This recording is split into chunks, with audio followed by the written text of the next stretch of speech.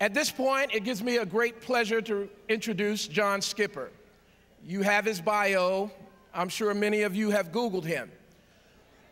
One of the things that gives a president of any institution a great honor to do is to select individuals who will come and not only be a blessing to our graduates, but to be engaged in partnership with this university. We're very proud of the contributions of John Skipper to not only the African American community, but the HBCU community. I failed to recognize, but certainly want to make sure that we recognize Kevin Merida, who's the editor-in-chief of The Undefeated. The Undefeated is a news organ that is an offshoot of ESPN, and one of its 4 verticals focuses on HBCUs. In fact, The Undefeated, recognized as one of the 44 greatest African Americans in history, Booker T. Washington. Now, both Kevin and John, I do believe that Tuskegee's history warrants that all 44 spots are reserved for Tuskegee University alums or affiliates, but we take the 1 spot for Mr. Washington. I also have under my voice someone I failed to recognize who is the commissioner of the SEAC conference, where Tuskegee University is one of the preeminent members as well as founders of this SEAC conference, Mr. Greg Moore. But in introducing Mr. Skipper, it's his long-standing commitment and making an excellent news organization to be global and worldwide, which is what we associate with Tuskegee University. We graduate the very best and brightest, our faculty are the very best and brightest, and we only invite the very best and brightest to speak into our lives. And at this point, Mr. Skipper, I would like to greet you with a warm Tuskegee University welcome to speak into the lives of our Tuskegee University graduates. At this time, please join me in welcoming John Skipper, CEO of ESPN.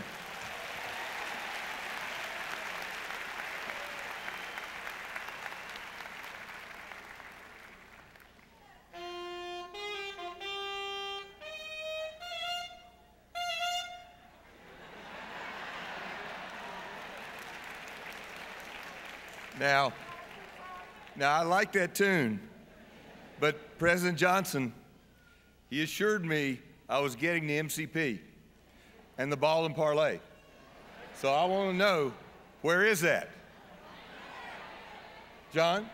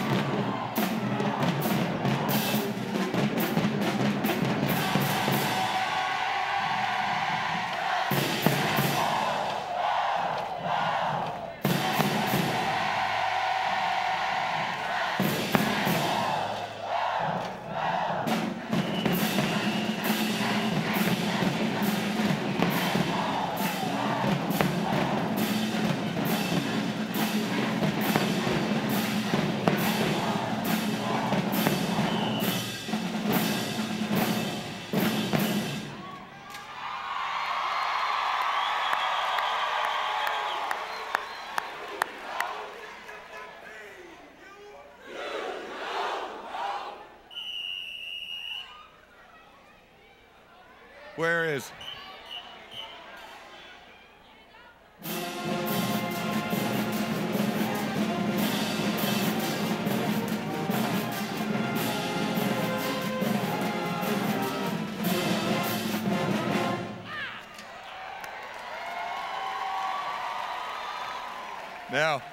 Now that is a little more what I was looking for.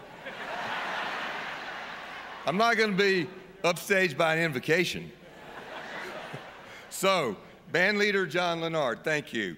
You know, when band leader Count Basie was feeling it, he would say to the band, "One more once."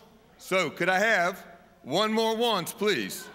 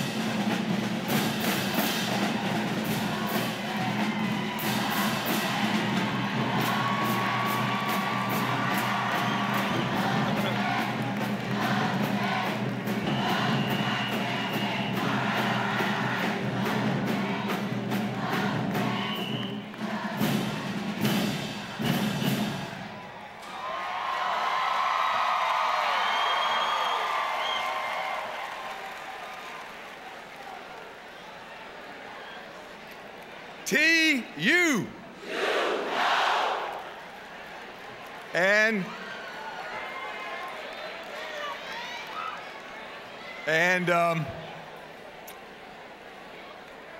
now I know. And you could tell by looking at me that I keep it crunk every day.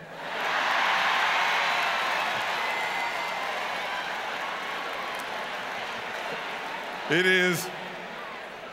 is the John Skipper way. By the way, can I see what crunk is? Okay, thank you very much. So Brandon, it really is a thing that's remarkable about this university. I met Brandon yesterday, and I just saw drum major Brandon, but engineering major Brandon is getting ready to go work for NASA.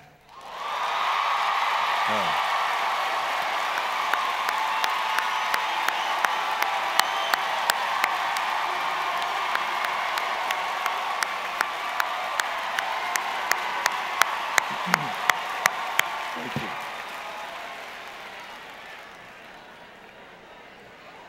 He's the first rocket scientist I ever knew.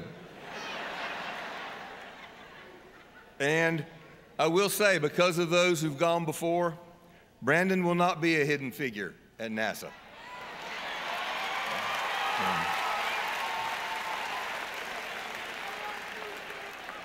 Now, hearing that SportsCenter theme is going to allow me to cut right to the chase here. I'm the president of ESPN. I know what you're thinking because it surprises me too. But because I've had this level of success, I understand that in giving a commencement address, I might be expected to share some insight into success. So I'm going to do better than that. I'm going to give you right now the absolute secret of success.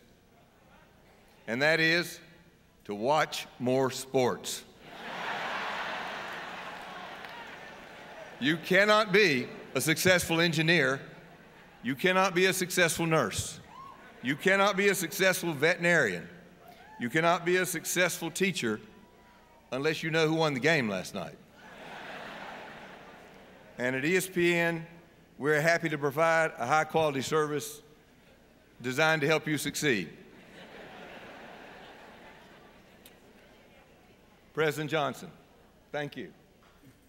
I want to thank you, and I want to thank Shamika for your hospitality while I've been here. The hospitality here has been spectacular. Everybody has made me feel welcome. I was walking home from Gray Columns last night with a chief of police of Tuskegee. I wasn't sure who was protecting whom.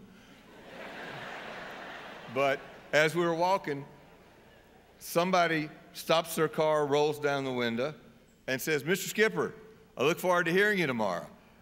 And that, by the way, was that woman who came up on stage, Destiny, who said that I did wonder, how in the world does she know who I am? And that was before I looked at the ticket. It has my picture on it. With all due respect, you could have avoided that. It is a great privilege. I want to thank you most of all for the honor to be the commencement speaker for the 2017 graduates of Tuskegee University. I need to acknowledge it's a privilege to speak before this Board of Trustees. I will not make you stand up for the 5th time. It's also an honor to speak in front of the faculty of this great university. You all are entrusted with one of the great academic and one of the great social institutions in this country. However, a tradition without a trajectory is an artifact. And I know that your collective ambition is to build on legacy, to continue to create a vital and thriving university with dramatic impact. And I saw this yesterday. I went to tour the Booker T. Washington House, the Oaks, and I sat on the steps with a young man named Kenneth Lee. And Kenneth is one of the university's first 4 graduates with a degree in communications, which is a new degree here. There they are, all 4 of them.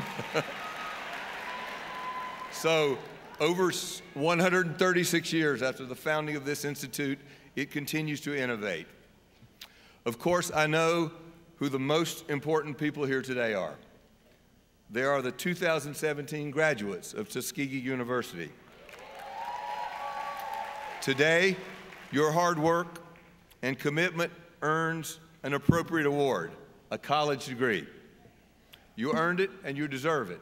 However, I was at the reception after the baccalaureate address yesterday, and I saw a whole lot of other people who deserve something here today as well.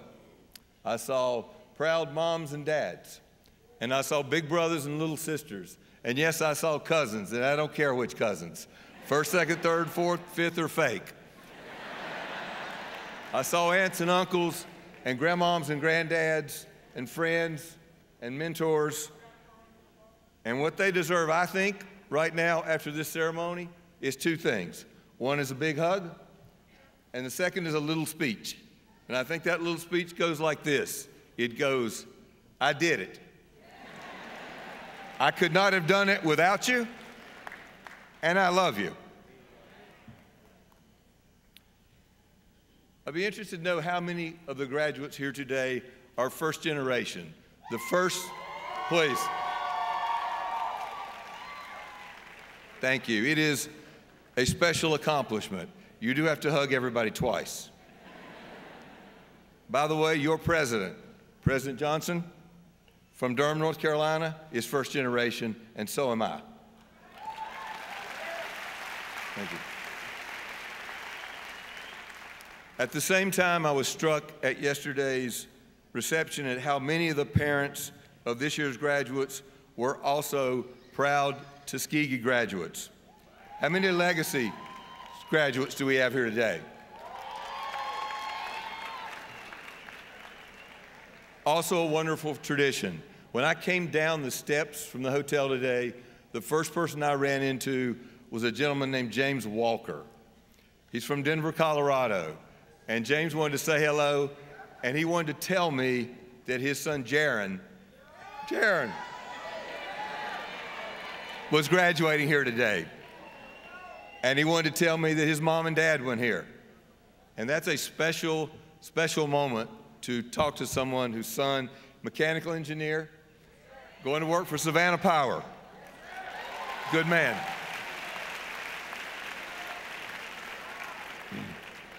So, what now? What now for the graduating class of 2017?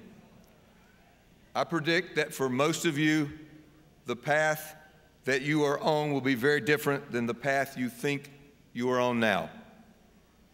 I urge you to embrace that uncertainty, because for you, coming out of this place, it's a world of wonderful possibility. But I also do urge you to have a plan. I had a plan. After graduating from the University of North Carolina, oh, wait a minute, the national champion, University of North Carolina. My plan was to go to New York City and write or edit the great American novel. I did not have the benefit of the guidance you get here towards getting jobs. It took me a long time to get my first job, and I became a secretary at Rolling Stone magazine. And I discovered pretty quickly that they were not interested in a novel. They were interested in my writing prose that was more on the order of, dear subscriber, we're sorry that your dog chewed your copy of the magazine before you could read it. Please find and enclose a new copy. We hope you enjoy the 14-page review of Bob Dylan's new album. I'll leave the next one out. So I had a plan, but I accepted the possibility of a new plan. Let me tell you one story in two parts about my career at ESPN. I will start by reading from page 253 of a book called Every Town is a Sports Town. And it was written by my predecessor, George Bodenheimer, who was the 5th president of ESPN. I'm the 6th president of ESPN. And I actually do have page 253. Because I wasn't going to bring the whole book, so I'm going to read from that page. This, of course, is in George's voice. After Mark Shapiro resigned from ESPN back in 2005, John, that would be this John, called on a Friday afternoon and asked to meet with me. Skipper met me the next day, and we took my small fishing boat out on Long Island Sound. After we broke out a couple of beers, John said what was on his mind. I was going to get crunk.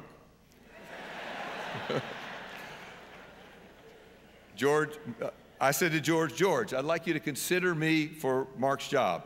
Here are some notes I made outlining why I think I could do that. He then proceeded to pull out a dozen loose sheets of notebook paper that the wind almost blew overboard. By the way, thank goodness there's no wind in here. I'm still doing the same thing. Skipper had been leading ESPN's advertising sales for only a short while, and I was surprised he was interested in the move to content. John had come from Disney, led the effort to create ESPN the magazine, and as such had print experience. He had zero experience in producing television content. He did, however, possess the creativity and intelligence, and I felt he could learn what he needed to know beyond that. And hearing him out and thinking about it for a while, I decided to give him the job. He gave me the job because I had a plan on those pieces of paper about what I was going to do. So part two of the story. So now I'm in my new job, sitting in my office. I got a nice new desk. My feet are up on the desk, and I'm thinking, producing television is not that hard, and it's going to be fun. And then I got an email from George, a note, and attached was last month's ratings reports. And that note, and do you know, ratings were down. And George had written a note on the report that said, "What is your comprehensive plan for increasing ratings?" And I thought, damn, that's not fair. I just got here. And I got my feet on my desk, and I thought this was going to be fun. So I took that memo and I put it under a fairly large pile of other papers so I didn't have to look at it. Now, a couple weeks later, a new ratings report came out, and ratings were up. That was excellent. So I took out that note that George had sent me, and I attached a new ratings report to it, and I put a note on top of it that said, "George, I have a plan, and it is working." George never asked me what the plan was, and ratings went up for 7 years.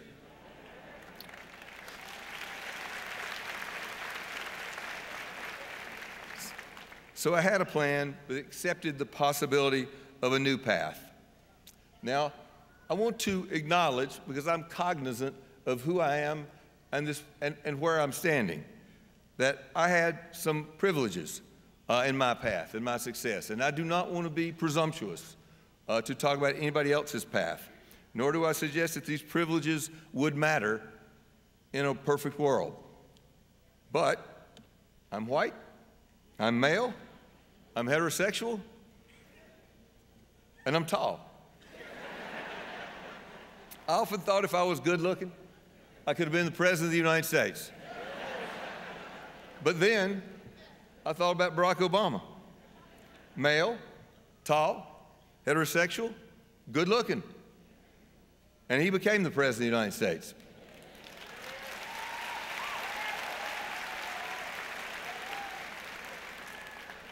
Very soon now, you will hold a great privilege on the path to success, because you're going to walk across this stage. You'll be a college graduate and a graduate of Tuskegee University.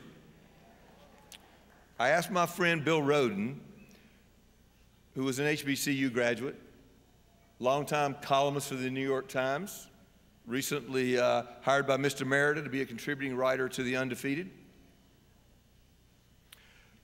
What mattered most to him, just to him, about attending a historical black college or university? He said it was about hearing the lion roar, about the empowerment and created for a young black student where the authority is black, where a large plurality of the people are black. He felt that gave him the license and the courage to roar.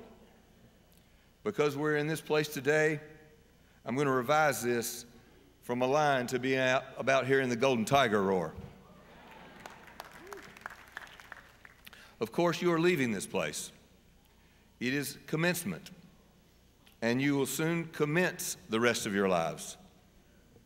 I've had a chance to speak with many of the graduates, and the places you are headed and the things you are going to do are amazing. Brandon, Jaron. I also heard GE. I heard Lockheed. I heard somebody was going to Lockheed but wanted to see if they could do better. And I thought, gee, I was a secretary. I'd have been happy to be at Lockheed. I heard Procter & Gamble. I heard amazing companies that you're going to work at, and you must take this place with you and what you learned here and the roar you learned here, because where you're going and what you're going to do where you're going matters a lot, and it matters to everything. It matters to this country. Your success, your leadership, your optimism, your participation, your hope are necessary if we are to overcome the continuous legacy of racial prejudice and divisiveness in this country. You guys are part of the solution. Now, I and my company need to be part of the solution as well, and at ESPN, we believe that inclusion works. We believe we are all stronger and better when everyone, regardless of race, gender, sexual orientation or identity, religion or height or shoe size, has equal opportunity to work and live in a tolerant and supportive environment. And that is what we try to do at ESPN. These issues have great resonance in this place with this history. And it is why I was honored to be here and appreciated, again, being asked. Wednesday this week, I called Robin Roberts, who's a colleague of mine, told her I was coming to Tuskegee, and asked if she could help me think about it. Robin is a proud daughter of Tuskegee. She was born here. Her dad, Lawrence, was a Tuskegee Airman and returned as Colonel Roberts to teach aviation at Moton Field. Her mom, just as importantly, Marion, taught school in Tuskegee. Robin told me two important things. One, to give her regards, so to everyone here, so as she would say, good morning, Tuskegee. More profoundly, she told me that Tuskegee is a place suffused with pride. Pride in accomplishment, pride in Booker T. Washington, pride in buildings made of bricks made by students, pride in watching football under the shed,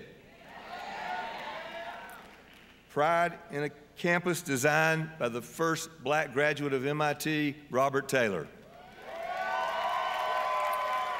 pride in the research tradition of George Washington Carver, pride in service and the glorious Tuskegee Airmen, and now pride in this fine and accomplished and promising graduation class of 2017.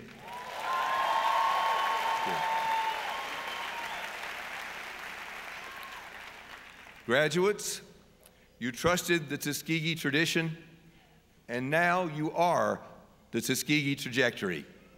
TU. You know. Yes, I do. Thank you.